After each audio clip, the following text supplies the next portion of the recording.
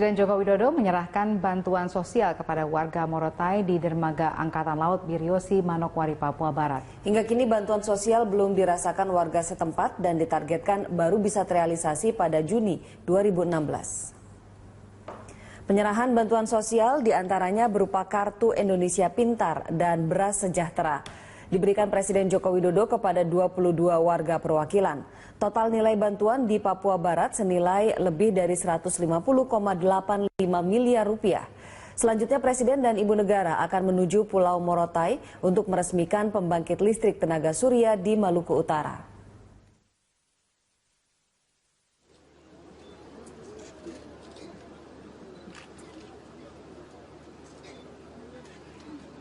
Teman-teman. Sementara itu Gubernur DKI Jakarta menganggap tidak aneh dengan tertangkapnya anggota DPRD DKI Jakarta M. Sanusi dalam operasi tangkap tangan KPK. Ahok menilai Sanusi tidak pernah melaporkan harta kekayaannya dan juga Sanusi diketahui selalu bergaya hidup mewah.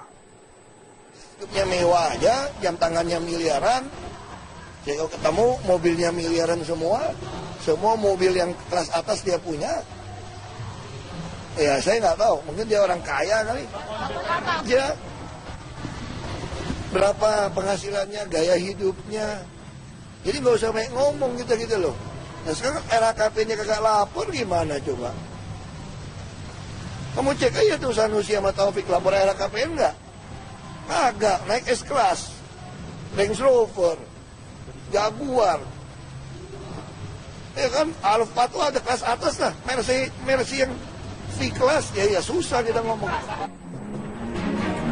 Hari ini akan segera merilis informasi mengenai operasi tangkap tangan yang mereka lakukan kemarin yang melibatkan anggota DPRD DKI Jakarta. Kami langsung bergabung bersama rekan-rekan kami, ada Syahzawi Sastro dari Gedung KPK Jakarta dan Laila Zahra dari Gedung DPRD Jakarta. Saya akan ke Syahza terlebih dahulu. Syahza, setelah merilis informasi kasus PTBA yang merupakan BUMN, kapan KPK akan merilis informasi tangkap tangan yang melibatkan anggota DPRD DKI Jakarta?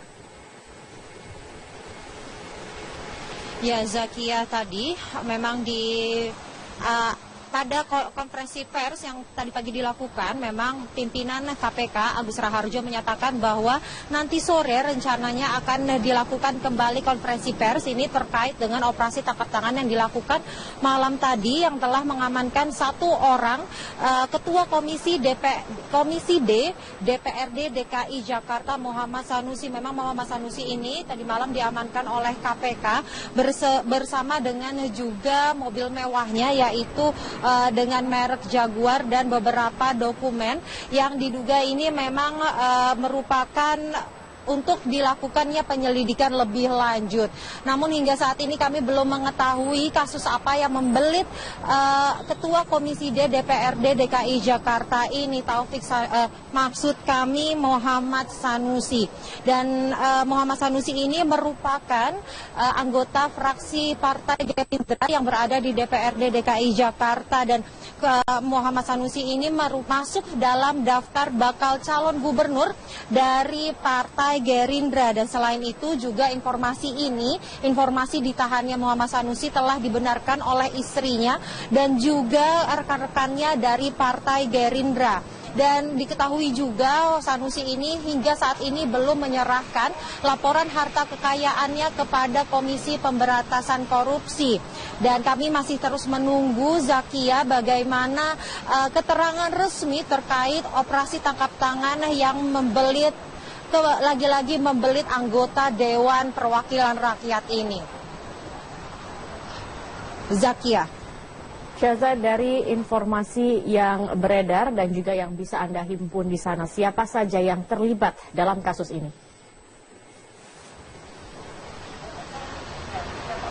Ya, Zakia, untuk informasi mengenai siapa saja yang terlibat dalam kasus OTT KPK ini, kami hingga saat ini belum dapat memberikan informasi. Namun kemarin malam KPK telah melakukan penyegelan terhadap beberapa ruangan di DPRD DKI Jakarta. Ada 4 ruangan yang disegel oleh pihak dari Komisi Pemberantasan Korupsi, yaitu ruang dari Ketua Komisi DPRD Jakarta Muhammad Sanusi, lalu ruang dari Wakil Ketua DPRD Muhammad Taufik. Dan untuk informasi, Muhammad Taufik dan Muhammad Sanusi ini merupakan saudara kandung. Kemudian ruang pemantau CCTV dan ruang kabak perundang-undangan. Demikian Zakia. Baik, terima kasih Syahza atas informasinya. Sekarang saya akan ke Laila. Laila, ruangan mana saja yang digeledah oleh KPK?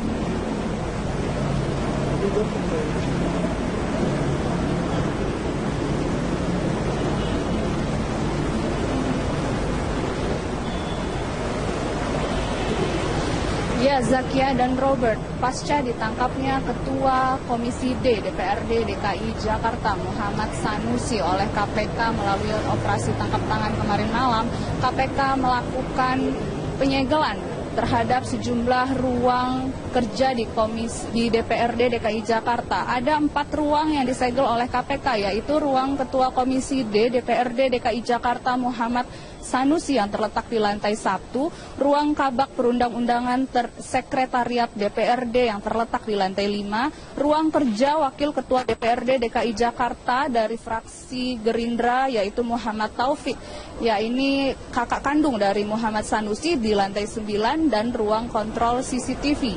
Sebagaimana terlihat, ruang kerja Ketua Komisi D terlihat tertutup rapat dan diberi garis KPK dengan tulisan dilarang melewati garis batas. Kondisi yang sama juga terjadi di ruang kerja Muhammad Taufik, namun yang membedakan adalah adanya penjagaan yang ketat dari ruang kerja M. Taufik dan juga ruang kontrol CCTV serta ruang kabak perundang-undangan DPRD DKI Jakarta. Tidak ada aktivitas tetap berjalan seperti biasanya di gedung DPRD DKI Jakarta, tidak ada yang berbeda dari hari biasanya. Zakia dan Robert. Iya, Laila, dengan adanya penggeledahan ini apakah mengganggu aktivitas Dewan di sana?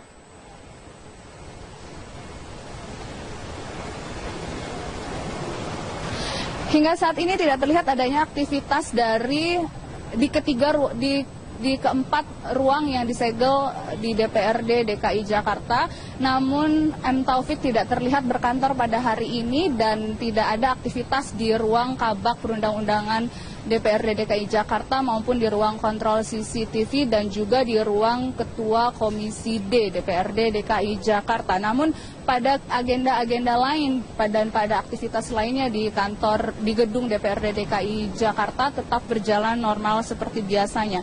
Sementara informasi yang kami dapatkan dari sini, KPK akan mendatangi ruang-ruang kerja di DPRD DKI Jakarta yang telah disegel untuk melakukan penyelidikan dan penyidikan. Zakia dan Robert. Iya, baik. Terima kasih Laila Zahra atas informasinya langsung dari gedung DPRD DKI Jakarta. Dan sebelumnya ada Syahzawi Sastro dari gedung KPK. Seperti Anda ketahui, kemarin kita melakukan operasi tangkap tangan. Pagi ini kita khusus untuk yang kejadian pagi. Karena kita diburu oleh tenggat waktu yang 24 jam, kita harus sudah mengeluarkan sprindiknya. Nah, sprindiknya sudah kita tanda tangani tadi sebelum 24 jam. Jadi anak-anak sudah bergerak untuk melakukan langkah-langkah lebih lanjut terhadap kasus ini. Nah, nanti waktunya akan ditentukan kemudian. Kita khusus akan menggelar yang OTT yang kedua. Jadi saya mohon pertanyaannya yang pagi ini sekitar OTT yang pertama aja ya.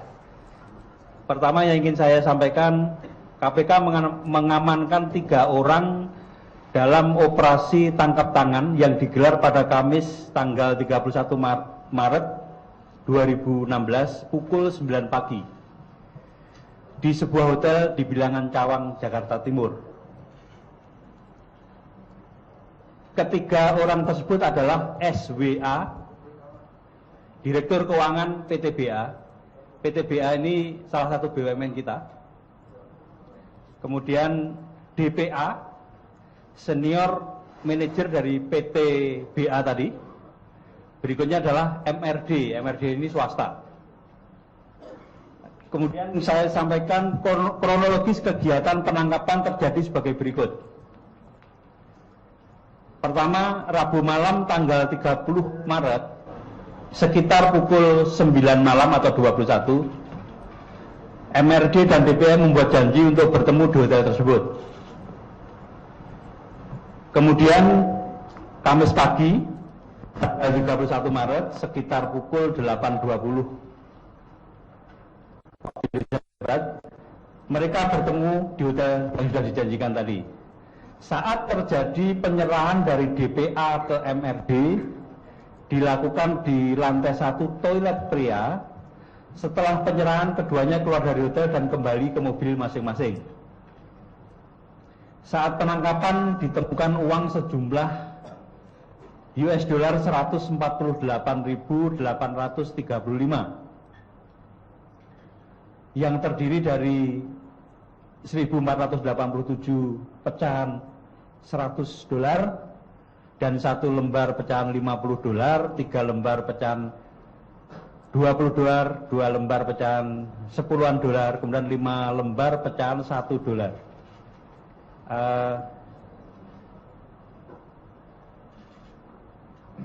Kemudian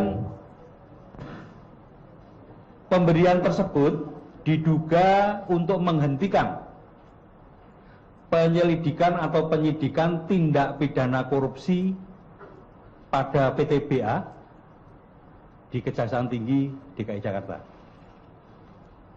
Setelah melakukan pemeriksaan 1 kali 24 jam pasca penangkapan, KPK telah melakukan gelar perkara. KPK memutuskan untuk meningkatkan status penanganan perkara ke penyidikan sejalan dengan penetapan 3 orang tersangka. Suratnya sudah kami tanda tangani. Ya, jadi sebelum 24 jam surat penyidikan itu sudah kami tanda tangani. Nah, ini adalah bukti yang kita dapatkan pada waktu penyerahan itu. Mungkin ditampilkan aja, Dik. Setelah ini atau saya lanjutkan dulu ya? Iya, Pak, saya lanjutkan dulu. Nah, terhadap ketiga tersangka disangkakan pasal 5 ayat 1 huruf A Undang-Undang Nomor 31 Tahun 99 tentang pemberantasan tindak pidana korupsi sebagaimana telah diubah Undang-Undang Nomor 20 Tahun 2001 tentang perubahan atas Undang-Undang Nomor 1 Tahun 99 tentang pemberantasan tindak pidana korupsi Jo pasal 55 ayat 1 ke 1 KUHP pidana atau pasal 5 ayat 1 huruf A Undang-Undang Nomor 1 Tahun 99 sebagaimana telah diubah dengan Undang-Undang Nomor 20 Tahun 2001 tentang perubahan atas Undang-Undang 31 Jo pasal 55 ayat 1 ke 1 Jo pasal 53 ayat 1 KUHP pidana. Kemudian yang perlu Anda catat juga, semalam telah dilakukan pemeriksaan awal saksi terhadap 2 orang dari Kejaksaan Tinggi DKI, yaitu Bapak SS dan Bapak TS. Malah selesai pemeriksaannya jam 5 pagi. Kemudian perlu saya apresiasi teman-teman dari Kejaksaan karena operasi ini berhasil dilakukan atas kerjasama yang baik antara Kejaksaan Agung dan KPK. Dan untuk langkah selanjutnya bisa saja kasus ini membuka Pandora yang lebih luas. Itu kita akan selalu berhubungan, akan selalu berkoordinasi dengan teman-teman dari Kejaksaan.